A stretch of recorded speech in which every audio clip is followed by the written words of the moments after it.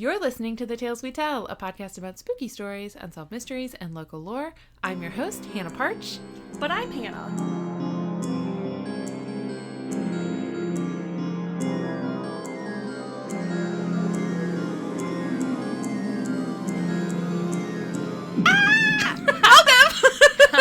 Jokes on everyone. We played a prank, except not really, because your name is Hannah. Yes, it is. This is my friend Hannah Cox. Hello. She is the one that suggested the Cora tree that I didn't properly credit. Did you never give me credit? I did. Yet? It was like the episode after. Oh, okay. I'm just now listening to the Cora tree. I'm sorry, but I was listening to it actually on my way here to get like a good vibe and get like in the podcast mode because I don't know what the hell I'm doing. You basically are just talking and reacting. You already know the story we're doing because we picked it together. That's true. I don't know all of it. I just know like the basics. Let me tell you, it was a fucking doozy. Like, so if you just look up this guy's Wikipedia page, there's like nothing. And I usually start with Wikipedia to get like a basic idea of how things went. And I was like, oh, fuck, there's not a lot on this guy. New. Then I found an article. You gotta go to the outside sources. Yeah, I went to Texas Monthly. Ooh. And I found an article called See No Evil by Skip Hollinsworth that was written in May of 1993. Okay. And this is in depth. I'm down for anything. Let's do it. What are you drinking? I am drinking Sauvignon Blanc. Mm-hmm. It's Rodney Strong. I picked a cheap wine that has a strong alcohol. I like. So it was like $9 at our local Harris Teeter for 13.5%. Wow. Yeah. I like the name because it sounds like someone named Rodney has like some terminal illness and we're all banding. There needs to be a hashtag in front of it. We're all banding behind it. I always tell my mom if something happens to me, no hashtag Hannah Strong. Hannah Strong. No offense to anyone out there. I'm going to make bracelets. Please don't. Too late. I'm already planning them. What color you want them to be? Hopefully nothing ever happens, so. Hashtag Hannah Strong. Alright, so you're drinking a terminal illness victim's wine. Okay, how about this? If you get a terminal illness, I will create a wine and name it after you. That would be much better. And we'll call it Hannah Strong. And then the proceeds from the wine can go towards my funeral costs. Yeah, I was going to say. Or hospital bills, whatever happens first. I was like, you might be dead by the time we get the wine out, so just know that it will happen. Yeah, I can just have a giant picture of my face on it. We can It'll serve really it. Sell. We can serve it at Jenna's funeral because her funeral is going to be open bar. Perfect. So we're saying I'm dying first. Is this what's happening? Well, you only get the wine if you get a terminal illness, which means that you're dying first. Noted. I don't know why I assumed I would outlive both of you. I'm the youngest out of all three of us. Probably the least healthy. But, whatever. I like the idea of it. I mean, we're just putting it into the airwaves so that there's a record of it somewhere. Yeah, perfect. So if Jarek or whoever wants to do this and the lawyers are trying to say, no, you can't, he can be like, here is a recording from April of 2022. This is my last will and testament. And I'm a notary public. Perfect. Not really a notary public. It's fine. I'm drinking whiskey and lemonade, which is my new favorite summer drink. It'd be good with you like muddled up some like strawberries in it. I don't like muddled things. No, just kidding. I don't like to be sipping through a straw and all of a sudden I'm chewing something. Oh, never mind then. Gross. Despite the fact that I'm drinking liquor, this isn't like a super gory episode, so don't take that as a sign. So today we're going to talk about the eyeball killer. This sounds kind of gory. It does sound gory. It's not really that. I mean, it's like, people die and eyeballs are involved, but like there's not a lot of... That's what I like to hear. And you suggested this one. I did. And it was several months ago that you suggested it, and I wrote it down, and I remembered that this was the episode we do for your recording, and then like last week we were like, why did we pick this one again? But I remember. Which is? That he's a teacher. He's a teacher. And I'm a teacher. And you're a teacher. So to all my students out there, just listen carefully, because you'll never know what happens if you drive me insane.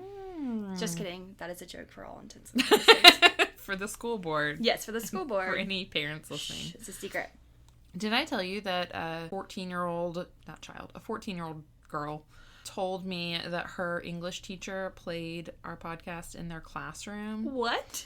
And I didn't know how to feel about it. I like that. I should play it for my kids. Mine are 16, so they're a little older. Yeah, and I was like, I mean, I guess high schoolers, but like but she said this teacher just regularly plays true crime podcasts in the background during like desk work time. Interesting. And I was like, A, that seems distracting. B, maybe screen the podcasts that you play. I don't know. All my kids have their AirPods in anyways when they're doing desk work, so they probably wouldn't hear it. That's allowed? In Miss Cox's class it is. I don't care, because I sometimes have my pods, my fake pods, in my ears, listening to you when they're doing their desk work. Like while I'm teaching. Not while I'm teaching. I can't listen to two things at once. I don't know. Yeah. Well, maybe this will be in a science class. They can listen to this in a science class. This is more sciencey. Okay, so the eyeball killer, also known as Charles Albright, was born on August 10th, 1933 in Amarillo, Texas. He was adopted when he was 3 weeks old by Dell and Fred Albright. Oh, also, there's a lot of, like callbacks. I was going to say things to remember, but there are callbacks to, like, characters are going to appear at different times. Oh, perfect. I have to remember this? I mean, I'll point them out to you. But just, Dell and Fred. Is Dell a farmer? No, Dell is the wife. Oh, well. It was farmer and the Dell. That's what's stuck in my head now. I was going to say, it's a heterosexual couple. Dell's a woman. And Fred is women can be farmers too, Hannah. That's true. I guess my comment was more sexist than yours was. Oh, well. Okay. So Dell, not a farmer. But she did always tell Charles that his biological mother had been a brilliant 16-year-old law student. Wow, it's impressive, especially in 1933. I know. And that she had secretly gotten married to a fellow student, and then she had gotten pregnant, but when her father found out about all of this, he threatened to cut her off if she didn't annul her marriage and give up her child for adoption. Charles later finds out that that's not the case. His mom was like a nurse, like a young nurse. But I just love that in Dell's made up, like, scandalous past for this child, there was still no out-of-wedlock babies. She was like, your mom was 16. Oh, that's true. But she got married first. It wasn't like she was a brilliant 16-year-old and scandalously got pregnant. It was like, no. She got married first. Well, I mean, growing up, we all thought that you had to be married to have babies, so... Can you make a baby if you're not married? Does it work? Yeah, it actually does. Oh, that's weird. Teacher Hannah's coming out right now, so. I didn't think the biology worked. JK. So, Dell is a little crazy, maybe. She's very overprotective, and I'm going to say she's borderline abusive. I will let you decide. So, she was known by neighbors to be thrifty, although some might say she was frugal. All of her clothes came from Goodwill. She never bought anything new. I don't see anything wrong with this. Yeah, so far I'm like... Yeah, like, my clothes come from Goodwill. Well, and there's a lot of... Okay, I'm not going to say there's a lot of stuff, but, like, that's my mom now. Like, all of her stuff is from the Dorcas shop, which is her favorite thrift store. And it's all, like, she finds, like, the nicest stuff for, like, $2. Yes. So, not knocking Dell for this. She would go to the butcher and take the bones that, like, he was gonna throw out for the dogs, and she would take them because she was like, I could make soup out of these. To which I would say, that's a little frugal. Also, don't take away the bones from the dogs. But also, don't give your dogs, like, animal bones, people, because they can splinter and hurt your dogs. Good to know. I didn't know that. See? I'm a cat person. Well, probably don't give your cats animal bones. I did not do that. Although your cats are, I don't know. I feel like cats are too picky. Like, dogs will chew on anything that smells like meat. I feel like your cats would be like, what's this? Yeah, BB she loves any kind of meat. If I'm eating, she's like in my face. It's really weird. But Milo's more picky about food. He's the bougie one. So. Is BB the one that would eat you if you died in your house? Probably. Okay. No, I think they both would. I don't know. Milo would just starve to death because he would... No, I think they would both eat me. Fair. I think Kelly would eat me. But if I had to eat them to survive, I might. Very slim chance, but it's a possibility. I would probably cut off my own leg to feed to Kelly before I ate her. I mean... I was listening to this one podcast, and they were talking about if you were going to die. Sorry, this is totally off what we do. Tangent. Yeah, that's what we do. I think it was Wine and Crime, so I'm going to credit them. It was Wine and Crime. Okay. And they were talking about if you were in the woods with your best friend and your favorite animal, which one would you eat first if you had to survive? My best friend. I'm animal. I'm animal. Sorry. Well, okay. I love my cats, but I love you a little bit more. So I'm glad to know how you feel about me. Okay. Well, this is embarrassing because I was gonna say, Jarek's my best friend, and I think he would be supportive of me eating. He probably would be, knowing Jarek. Yes. Yeah. Well, okay. If it was you, I would have a discussion first. I wouldn't Well, if I was about to die, I would encourage you to eat me. But if I was, living... If you were, healthy. Yeah, it'd be a different story. Man, these are going to be the things I think about at night. You're welcome. I'm like, what? I talked about this with one of my classes one day. And some kids were really freaked out. But... others were into it. I would do a lot of things for Kelly. So... All right, should have done the Donner Party for you. Yeah, maybe. Okay, so back to Dell. So she believed, this might be true, I don't know. She believed that goat's milk was, healthier than cow's milk. Okay, I don't know. I don't know. So she kept goats so that Charles could only have fresh goat's milk. Goat cheese is really good. Goat cheese is good in certain contexts. That's true. Though.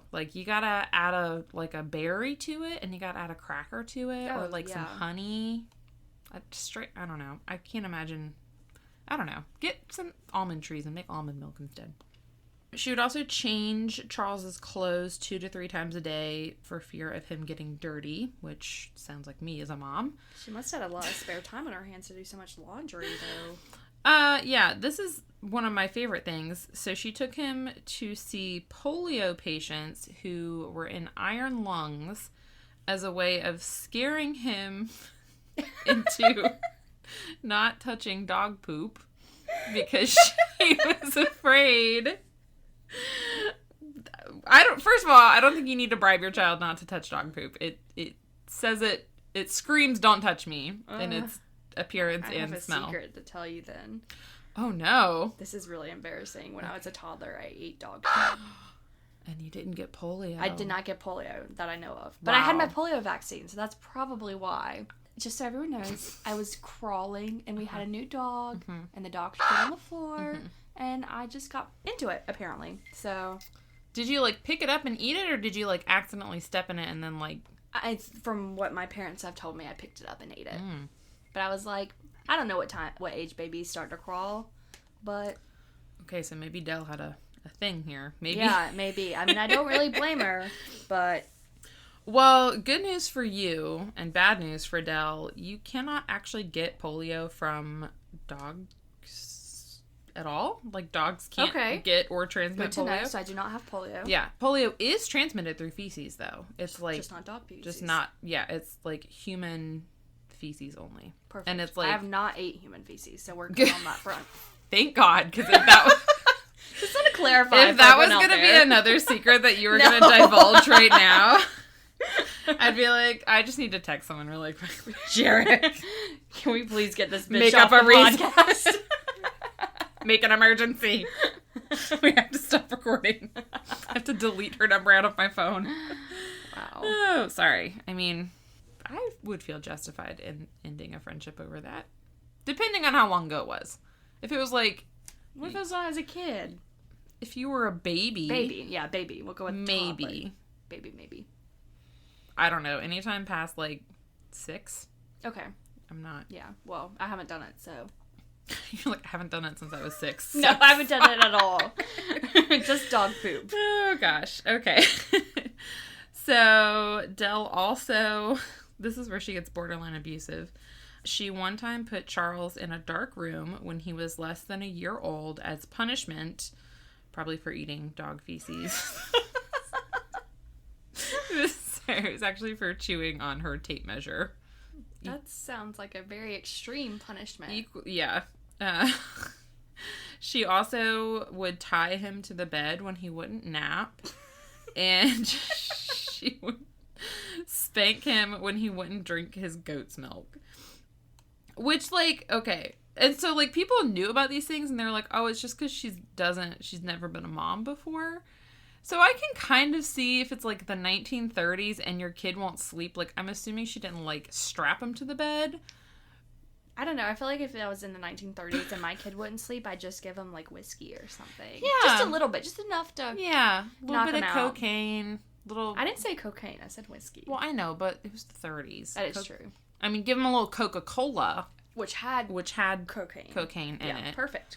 I'm sure you could also buy, like, heroin at the drugstore. I don't or know, something. but, like, cocaine makes people wild. Okay. Well, what... I don't know what it does to kids, but adults. It either it's different in kids. You're probably right. The whiskey on the gums would probably be, yeah, okay. All right. So, in addition to all of this weird stuff, Dell was also very set on teaching Charles manners. So she taught him, if you can't say something polite, don't say anything at all. And she taught him to be very respectful of women. And as an example, she used her own relationship with Charles's dad, which I think this is weird. I don't feel like parents should talk to their kids in these contexts. So she told Charles that his dad was, quote, greedy in the bedroom. Oh. And that he tried to grab her anytime he saw her in her underwear. Yeah, no. I'm all for being, like, open about body parts and sexuality in terms of, like, gay or straight with kids. But I'm not going to talk about that. Yeah, I don't know. I'm like, okay, Del, I get it's annoying. Like, if you're just trying to change clothes, you get ready for bed, and, like, Fred, gets a boner every time he sees your bra. Because it is the 30s after all. But it's probably every time he sees her stomach in the 30s. An ankle. A wrist. Oh, my goodness. But also, like... I don't know. Part of me is like, okay, it's also kind of sweet. Like, your husband, like, wants to be intimate with you. That's true. Just don't talk about it with your however old son don't talk about it with your son who's going to turn out to be a little weird. Dell wanted to make sure that Charles never acted the way his father did with any of his girlfriends.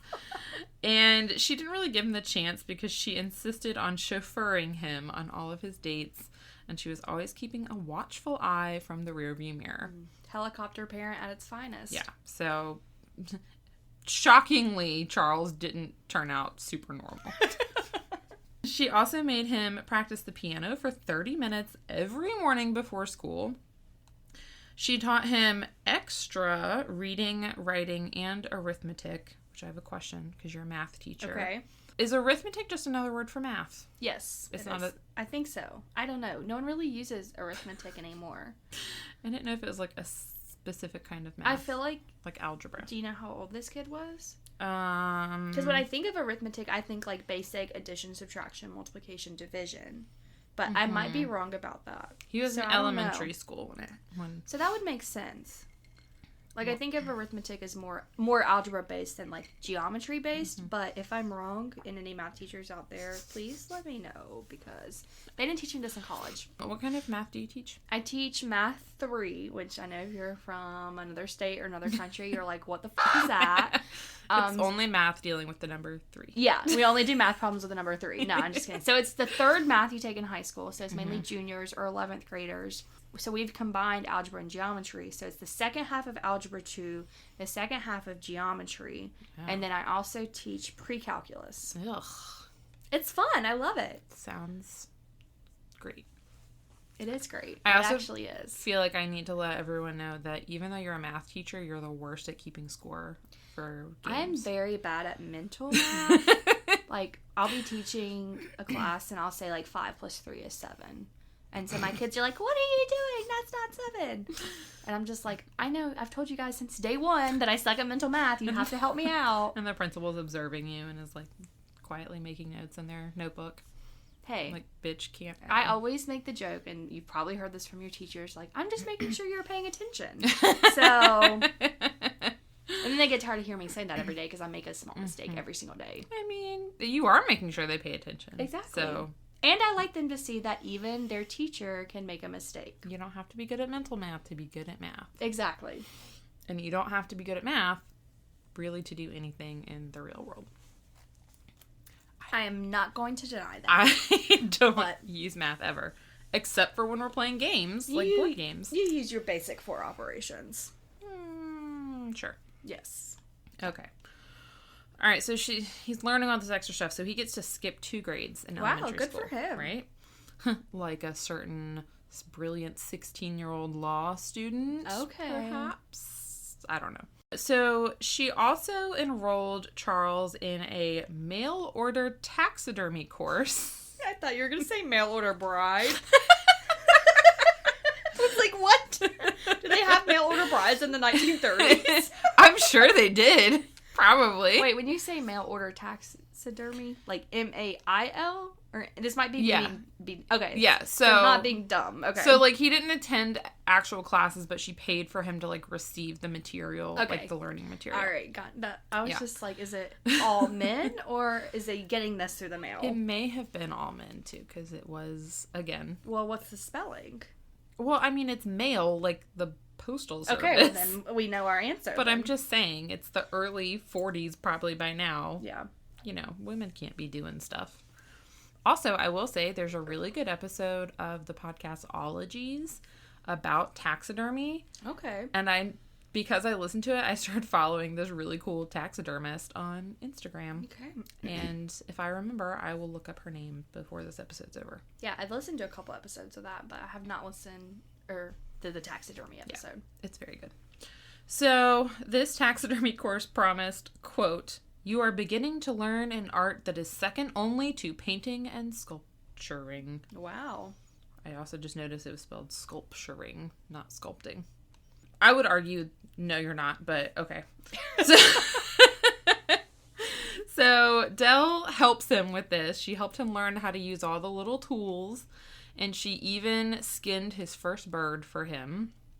Wow. I would not do that for my kid. I wouldn't either. Sorry. I saw 2 different things. I saw that he would, like, find dead animals and stuff them, and then I also saw that he, like, got a gun as a teenager and, like, shot them.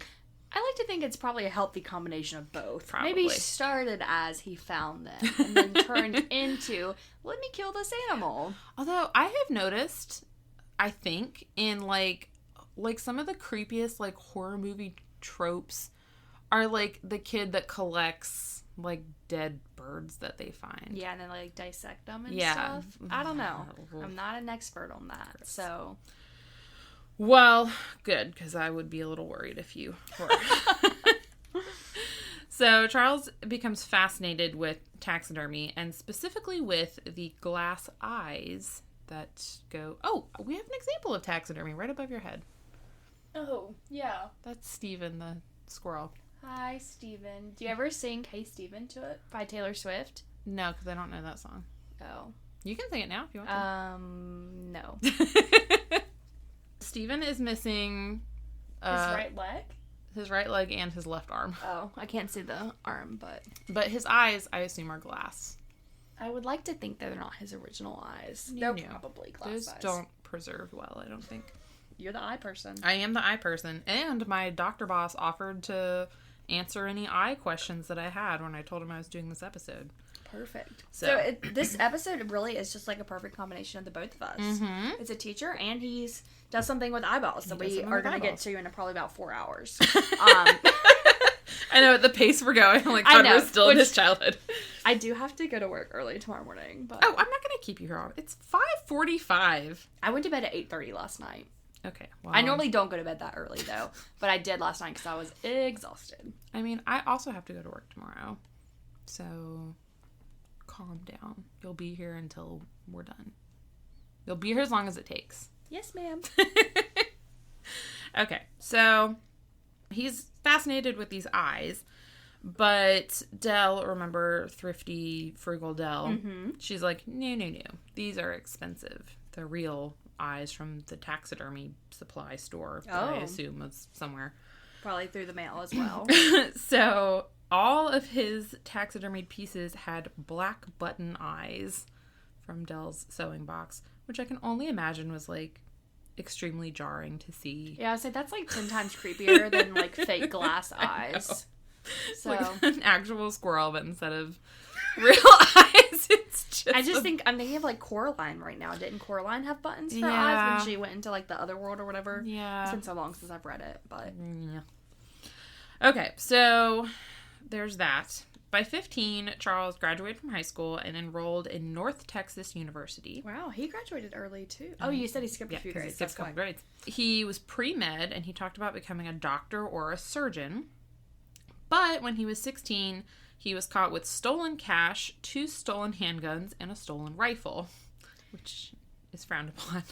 Yeah, definitely frowned upon. He was accused of being in a student burglary ring, which I love that there was like a underground burglary ring. I think that's cool.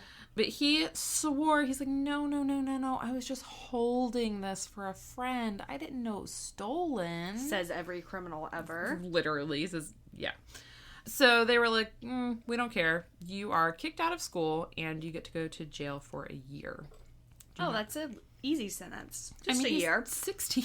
And he'll probably get out on good behavior. Yeah, well, I don't know. Maybe. I don't know. I don't know how jail worked in the 40s. I don't know how jail works now either, but... Not well, I would say. Not well enough. Not well enough. So, these kinds of petty crimes were not new for Charles. In high school, he got into trouble for shooting rubber bands during class and sneaking out of study hall. He one time accidentally set his chemistry teacher's dress on fire, presumably while she was still wearing it.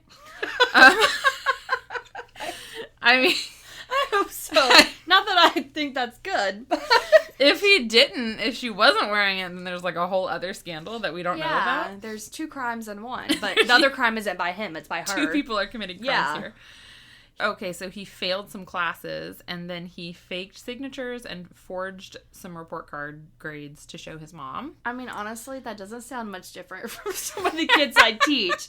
So, other than the setting the dress on fire, he doesn't sound too terrible at this moment. Yeah. Not awful. Yeah. He broke into a neighborhood church one time. I don't think he took anything. Mm-hmm. And he broke into a store to steal a watch. Okay. So, like, nothing horrible. And Charles would later explain that he was just trying to show off for his older classmates, which kind of makes sense if you're like...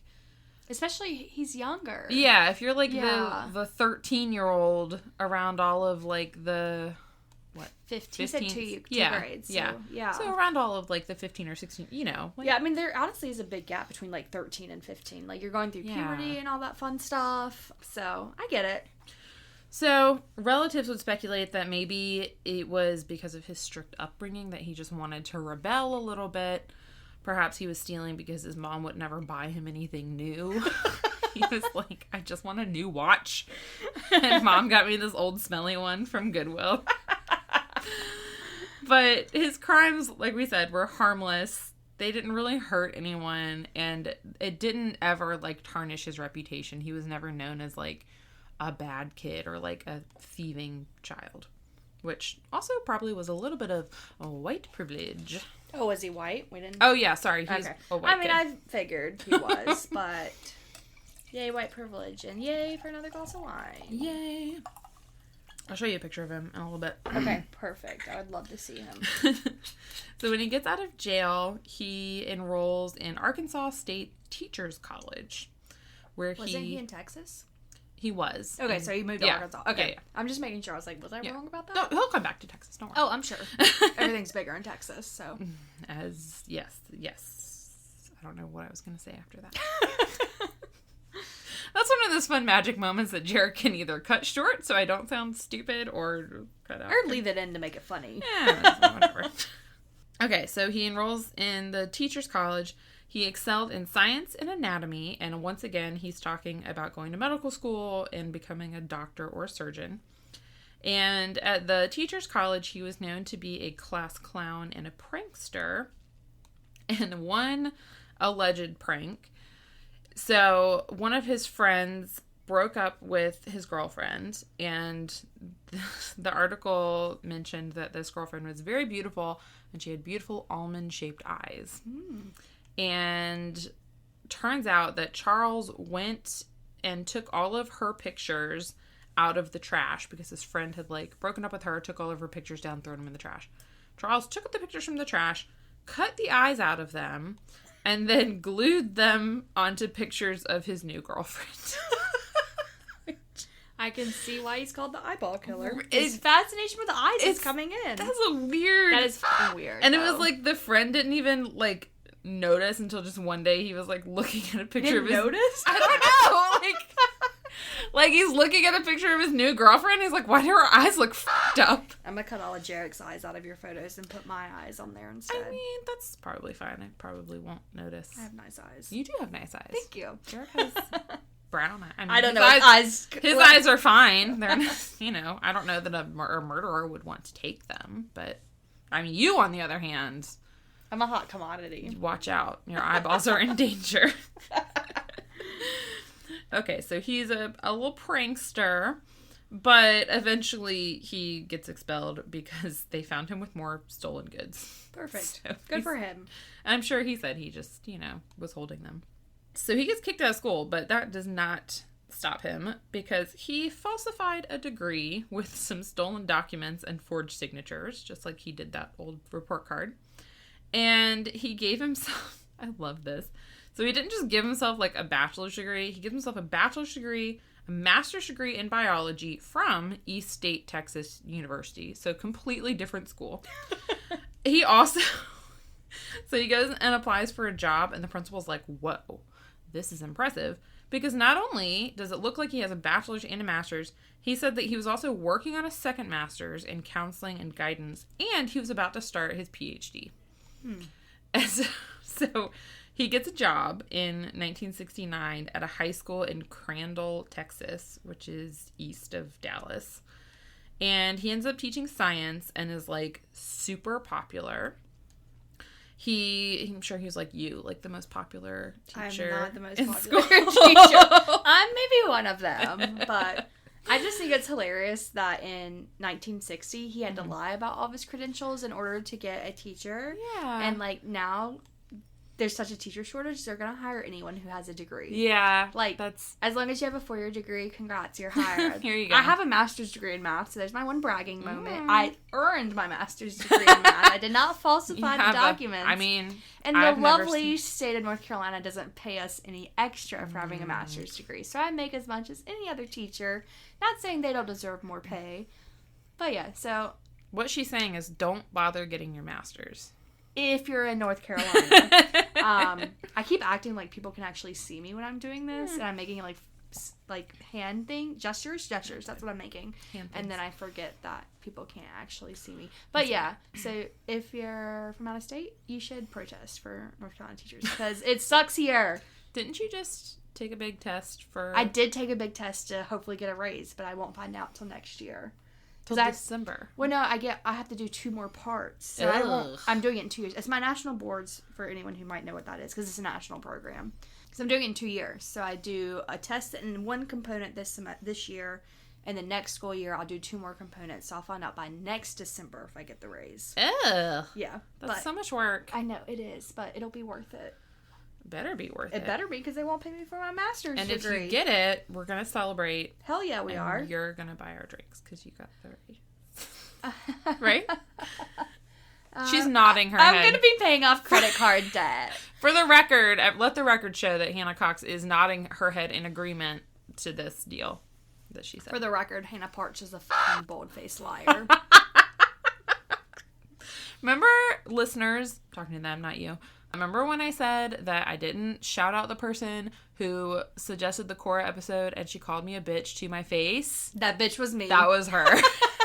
I think we talked about it at the beginning, though. Well, I didn't say at the beginning that you called me a bitch. Because I was telling Katie about it and she didn't know it was you. And so I was like, yeah, listeners suggested it and I didn't credit them and she called me a fucking bitch. And Katie was like, oh my God. Oh, she thought it was some stranger? Yeah. I was like, no, it was Hannah Cox. It's fine. She calls me a bitch all the time. That's our relationship. You call me a bitch, I call you a bitch. You know, and we both call Jenna a bitch. Yeah. Because she likes to eat pineapple on her pizza. Yeah, what the fuck is wrong with that? Disgusting. It's a Canadian thing, probably. So he's very popular. So yes. He knew all of the Latin names of plants. if you're into that kind of nerdy stuff. He would also, on field trips, he would, like, I guess they would take field trips to, like, the forest. I don't know. He would, like, forest? He would turn over dead logs, and then he'd just, like, identify all the bugs. What if he was just lying the entire time? Yeah, he never finished college. Like, this is a nibbity-bibbity. Like, I don't know. Like, he could have just been making it up. He truly could have. So one of the other things is, like, a lot of the girls had a crush on him. Gross. Right? But also, like, that would be... it's, like, not a turn on. Like, if a guy knows a lot about plants and bugs, he sounds like the kind of person that will not kill a cockroach when I need him to. But he probably wouldn't be scared to get the cockroach. Yeah, but he'd probably make it, like, let it live and tell me the scientific name for it. He'd probably be like Jarek and catch it with his bare hands. Oh, I forgot about that. You're welcome. Disgusting. I was there that night, but I don't remember any of it. Jarek was a little drunk when he did it, and he's never done it since. He just needs to get drunk every single day, so if he sees a cockroach, he'll just grab it with his bare hands. Oh, that's so nasty. Okay, so Jarek's probably like the eyeball killer. He liked bugs. Also, Charles helped coach the football team. So he's, like, all around very popular. Yeah. And... of course, eventually they did find out that he had faked his degrees. And when they, like, brought that to his attention, he was like, oh, well, yeah, I did. But it's because when I got kicked out of the teacher's college, I didn't have time to start all over again. And I knew that I wouldn't have another chance to prove how smart I am. So I just faked it to save time. Do degrees and classes not transfer then? Maybe not. They didn't have... Did they have fax machines? I don't know. Okay, I'm not going to say I get where he's coming from. He does seem like he had a lot of, like, book intelligence. Like, he was an intelligent person. Sure. And so I get him thinking, like, I don't have time to do this all over again. I'm really smart. I know how to teach science. I know how to do this. Like, let me just fake it so I can get this job because I'm qualified.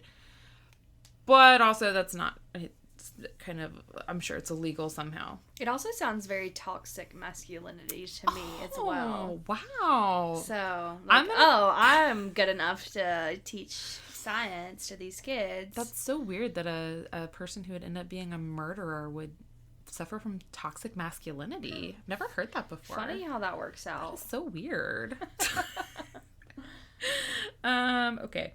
The school was really embarrassed by this, so they were like, we'll just keep this on the down low and not talk about it. And did they let him stay there? No, they fired him. Oh, okay. Yeah, they did fire him. I thought you meant, we're just going to keep it a secret, so we're going to let you stay. No, they did fire him, but they were like, we're not going to make it a big deal and, like, you know, push for whatever.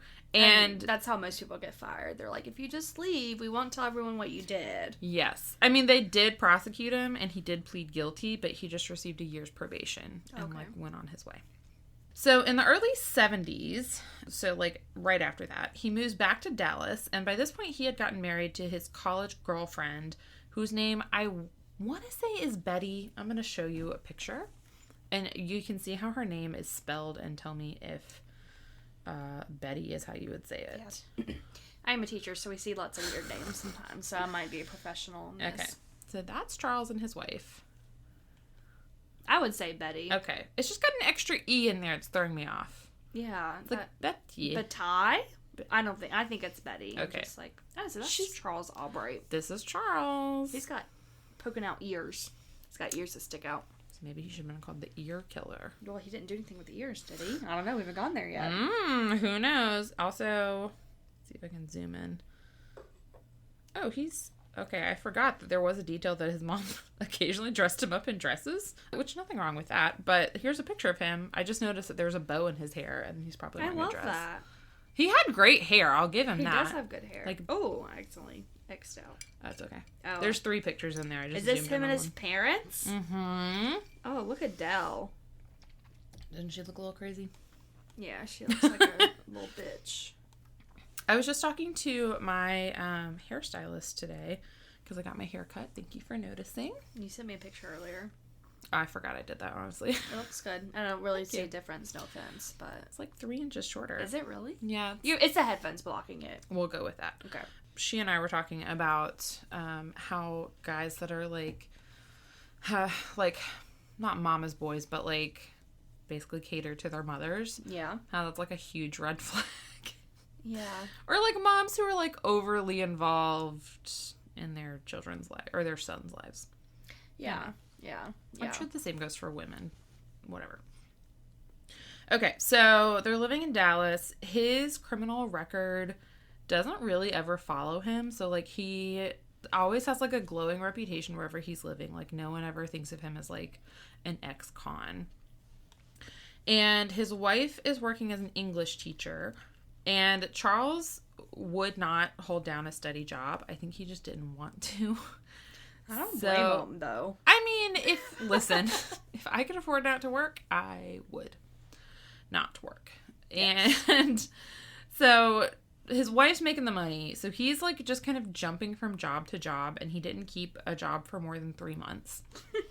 Some of the things that he did. And again, I don't know what the 70s were where you could just get all of these jobs.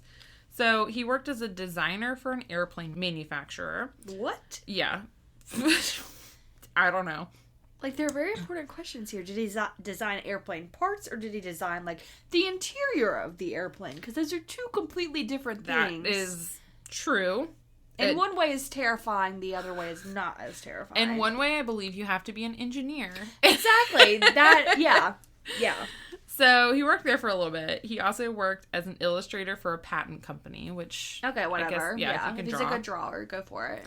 He was a carpenter for a while. One time he randomly went down to like a town near the Mexican border and became a bullfighter for a little bit. That sounds fun. I would maybe try it once and... I would never try it. Bulls terrify me. They're so big. Honestly, I say that I would try it once, but I probably wouldn't. I'd pussy out. Just like eating dog shit. Just try it once and then never do it again. Cheers to that.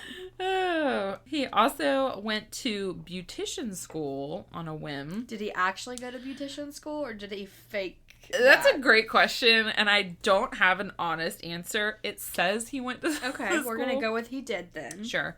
And he decided to become a hairdresser for a little bit.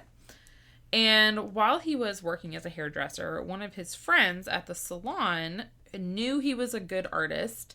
And so he hired him for $250 to paint a portrait of his wife. And by portrait, I mean like a 6 foot by 3 foot canvas. That's big. Like enormous. Yeah, I was thinking like, I don't know. I don't know much about portraits. Which, by the way, Jarek, if you ever want to hire someone to paint a portrait of me... I would love to do it. Don't let Hannah Cox do it. You're just like outing my name for the entire world here. I have to clarify which Hannah we're talking about. Well, I hope our voices sound different. On the recording, you never know. I don't know. We'll find out. Also, we always call you Cox, so... Yeah. To clarify. Which we never actually asked you if you mind. You didn't. It is what it is. I'm called Cox all day at work, but there's a miss in front of it. Ms. Cox. Ms. Cox. So. I can start calling you Miss Cox. That's weird. Okay, so Charles is painting this giant portrait, and after several weeks, the friend drops by to see, like, how's it going? Mm-hmm. And the whole portrait is done, like, perfect, except he has not painted the eyes. There's just blank holes where the eyes are. That is terrifying. I know. I'm just picturing that in my head, like a painting of me with no eyes. And what if he just he's like, I'm just going to put black buttons. Here's some buttons. Gross. That would honestly, if that was the way that this panned out, just perfect. That would just be the perfect episode. Like, and he just sewed buttons onto the canvas. Yeah. He didn't do that. He just spent months working on the eyes and was like really particular about them. Because I don't know if you've heard, but he has a thing for eyes. Yeah. He's kind of obsessed with them. I'm surprised he didn't become an eye doctor or fake eye doctor degrees. What a more productive use of his fascination with eyes. Exactly. To become an optometrist. Yeah, that's the word. But probably good he didn't. Okay, sorry. That was a louder sip than I intended. In 1974, Charles divorces his wife. He's like, this is boring. And as a single man, he became very involved in St. Bernard's Catholic Church in East Dallas. Okay. He was known for being really generous. He would just give people, like, $100 bills if he found out that they were, like, having a hard time. I'm going to go visit him in prison again. I don't know if he's still alive. No, he was born in 1933. He's probably not. What was it? Well, he could be. That'd be like 90 years old. It would be 80. No, it's in 10 years it'll be in the 30s. So if he was born in 1933, he'd be 100 in 2033. And it is 2022. So 100 minus 11 is 89. Oh, look at that mental math! Yes! I hope I was right with everything, but... I think you're right. I think 89 sounds right. Or, yeah. Sure. So... Did you find out? Do we know? Or is it a spoiler alert? I mean, he is not still alive, okay. But he only died last year. Oh wait, sorry. He died in 2020. I forgot what year it was. Oh, okay. So he died 2 years ago. So he did live a long life. Yeah, so that's why I was saying, like, well, no, he could still be alive. Okay. Maybe. All right. Back to the story. Okay. So he, just giving out money. He sang in the choir. And he helped administer communion, and I guess there's a name for, like, the Eucharist priest? I don't know. He was very involved, is all you need to know. I know nothing about Catholicism. In 1985, he was accused of molesting a 14-year-old girl. Was he still a teacher? No. He was not. No. But this was... But either way, it's still not okay. Sorry. I was like, was it a student? That was my first instinct. But I was like, wait, no. He got fired from being a teacher. No, but it was the daughter of one of the families at the church that he was, like, friends with. It's always the Catholics. Sorry. I mean, lots of Christian denominations have a lot of secrets about sex stuff. Yes, that's true. A lot of sexual deviants call themselves church-going people. We'll just say that. So Charles obviously denies the accusation. And again, the family is like, we don't want to make a big deal about it. We want to keep it quiet. But, like, also, you can't, The girl's family wanted to keep it quiet? Yeah, they didn't want to, like, embarrass their daughter by, like, making it this big thing. So they're like... We want him to be prosecuted, but also, like, we don't want to make it messy. Yeah.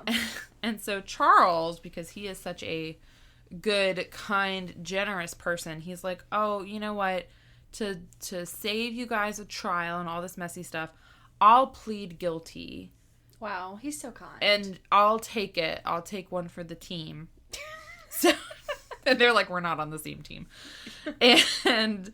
So he pleads guilty to, quote, knowingly and intentionally engaging in deviant sexual intercourse, again, with a 14-year-old girl. Disgusting. Yeah. And he was sentenced to probation. Are you kidding me? Nope. Not even, like, a month in jail? Nope. 10 years probation. 10 years probation? 10 years. Yeah. Okay, so, like, that's, like, a good... I don't... Like I said, I don't know much about jail sentences. But 10 years is, like, a decent amount of time. Yeah, it also doesn't, like... I don't feel like anyone's enforcing probation in 1970 or 1985. Also, he got a year in jail for, like, stealing some petty cash. That's true. And now he's raped a 14-yearold child. And, like, I know it's the 1900s. And things were different then. Say the 1900s. That's true. We're in the 2000s. The 2000s, or the 21st century. We're in the 20s. We're in the 20s, but I don't know. I mean, still today, Brock Turner, he did his thing, and he just got, like, what? Oh, good grief. Sorry. We don't need to talk about how America cares about some swimmers and not other swimmers. That's true. Some swimmers' junk and not other swimmers' junk. That is true. That's a podcast for another time. Sorry, that's an issue. That's a topic for another podcast. But if you guys want to talk about it, DM me, because, I'll go all day. Despite his alleged sexual deviance, Charles, who's now single, remember, he becomes known as a ladies' man. Ooh, okay. So he's, like, playing the field with women of age. He's known to be romantic and charming. He told one girl, who I think becomes his girlfriend, I didn't write her name down because she's not important, he would, like, take her on, like, it said he would take her hunting, but then it was like, in the forest for salamanders. And I was like, okay, so they would go in the forest and try to find salamanders. They're not hunting. They really went in the forest to fuck. Well. But, go ahead. Well, he said his dream was to find a new kind of salamander and have it named after him. Oh, okay. Which, well, nerd alert. I mean, what do we expect of him with, like, him being a ladies' man? He got all those really great lessons from Dell when he was a kid. This is true. So, I wouldn't expect anything less of him. He knew how to control his boners around bras. Yeah, or ankles or wrists or whatever. Which is hard because now it's the 80s. Yeah. Women are showing those ankles and wrists. Oh, yeah. They're getting a little more risque. Yeah, so he's, like, really controlling it. The point that I was going to get to is that he liked vanilla sex. He was boring, I think. Gross. They, they talked to someone and they were like, no, he was, really, gentle and, didn't ever do anything, unconventional. So, I assume missionary style with the lights off under the covers all the time. That's why I said he probably wouldn't go in the woods. That is true. Okay. Now that I hear that. Yeah. So. For someone who's so, well-spoken and as a ladies' man, you think he'd have some kind of, fun thing about him. But. Well. Oh, he has some fun things. They're just not legal things. Take a little drink because you just skipped ahead to my next point. Am I the new Katie? No, I'm just kidding. Katie's gonna kill you. No. She already hates me. No, I'm just kidding. Is she gonna listen to this? I'm not gonna listen to this. Sure you are. I'm gonna make everyone listen to it. So you skipped ahead. You guessed my next point because you said for someone who is so charming, you'd think he'd have some kind of weird kink or something. Well, guess what? He did. He had an eyeball kink. Well, yeah, he does have an eyeball kink, I think. But he also... I rhymed. Sorry. But he was also, despite how he may have appeared, he was also a well-established regular visitor of Dallas's many red light districts. Cheers to that. So, yeah. Also, real quick, should I call them prostitutes or sex workers? Let's go sex workers. Okay, great. Prostitute was really hard to write a bunch of times. Yeah. Back in that time, they would have been called prostitutes. But also, this article... It's 2022. So. Yeah, this 1993 article, which I get is 30 years old. This is before I was born. Oof. He refers to them as whores a lot. I was like, dude, buddy, watch your language. I don't like that. Okay. But it's okay. Okay.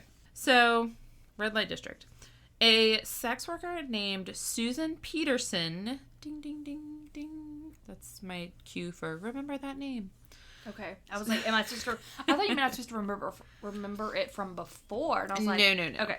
Susan Peterson. Susan Peterson was so well acquainted with Charles as a regular customer that she had him listed as her co-signer on a bail bonds application. Wow. She also had him listed as her best friend in paperwork at the Ranger bail bonds offices. But I think that was kind of like an emergency contact thing. It was like, hey, if I try to run out on my bail or whatever, if I go missing and you need to find me, this person might know where I am because he's my best friend. Oh, cute. I am kind of cute. Not for later, but for right now. For right now. Charles was also a regular with a woman named Mary Pratt. Ding, ding, ding, ding, ding.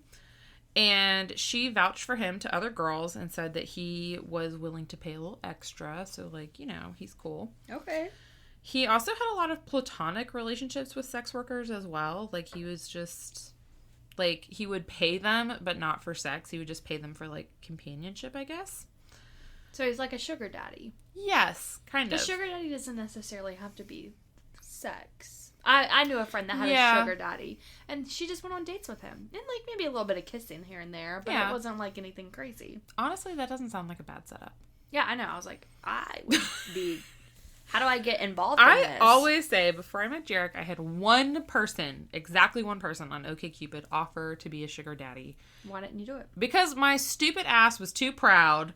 Because I was like, well, what would it... I did ask. I was like, what do you mean? He said, listen to this sweet deal. He said, you pretend to be my girlfriend and I pay all your bills. Hell yeah. I know. And, like, my dumb, proud 24-year-old ass was like, I can pay my own bills.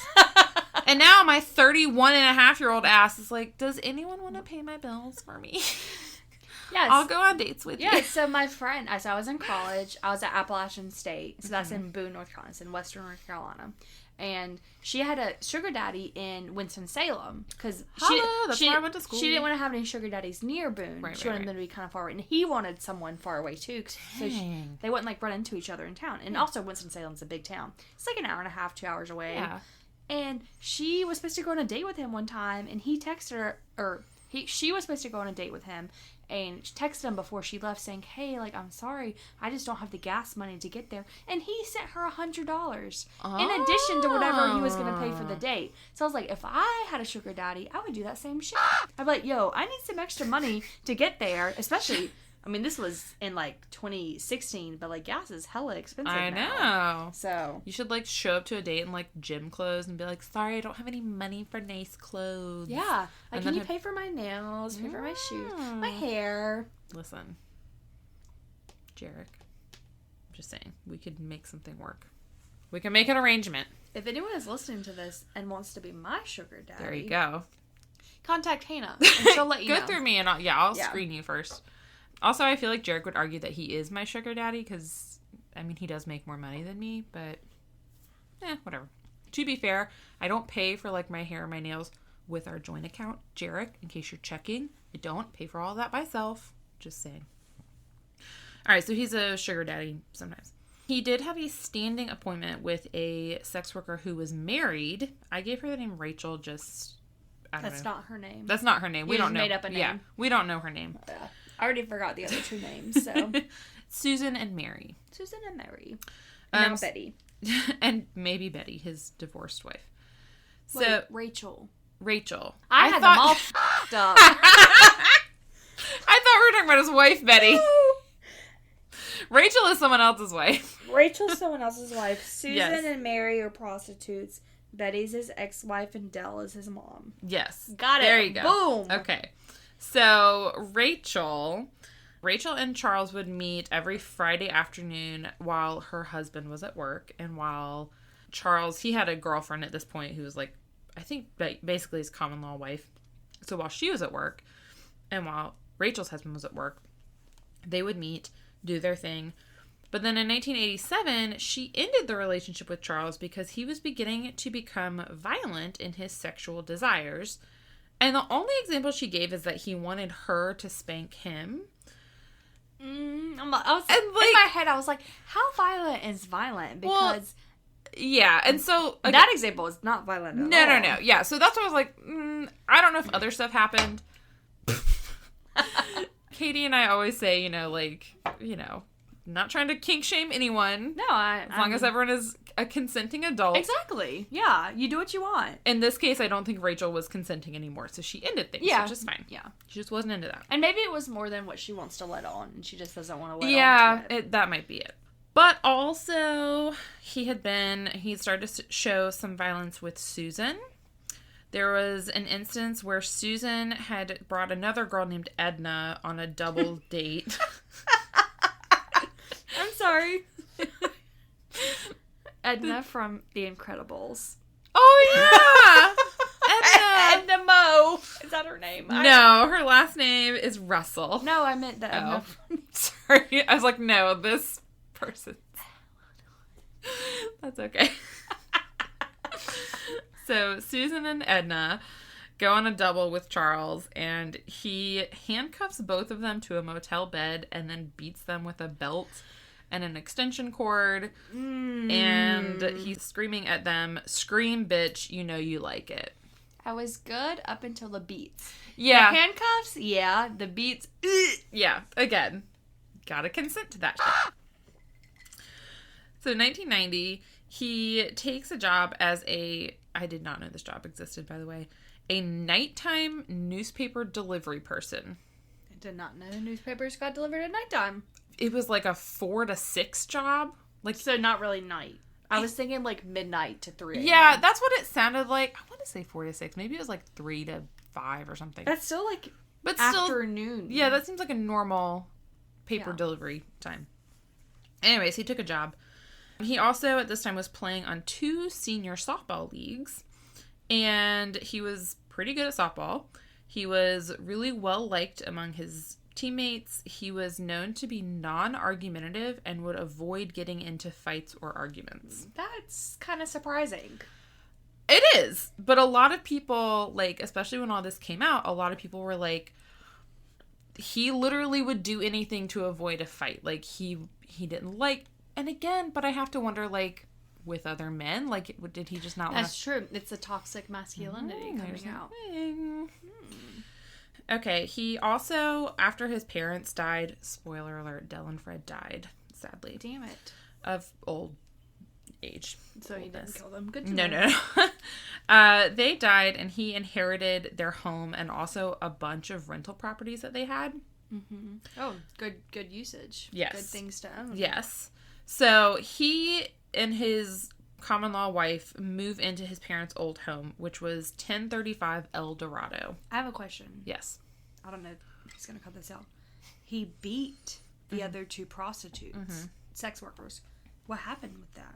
Did it come out later? Yeah, it came out later. Oh, okay. Sorry. I was just thinking, I was like, wait, why is he not in trouble? He would be in trouble, and they would be in trouble just for the act of, That's true. like, especially prostitution. In that year. Like, now, Yeah. I like to think it would be different now. Yeah. But... I don't think a lot of prostitutes were okay. Yeah. reporting physical abuse. That's true. Sorry. Anyways. Jared, you can cut that out if you would like. I would like you to cut that out. Okay. Because I look stupid. No, it's fine. So he was living in his parents' home. That address was 1035 El Dorado. Is it back in Texas? Yes. Okay. And that's a ding, ding, ding. You gotta remember 1035 El Dorado. El Dorado. I remember that. Not the numbers.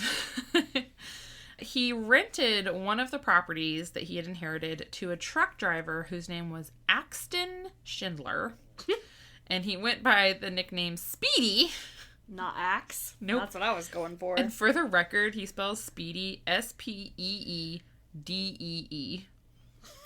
I thought you were going to say it's like with a T or something. No. But still. And it was because he talked so fast. Oh, not because he drove his truck so fast. No. Just fast talker. Speedy was kind of weird. He was...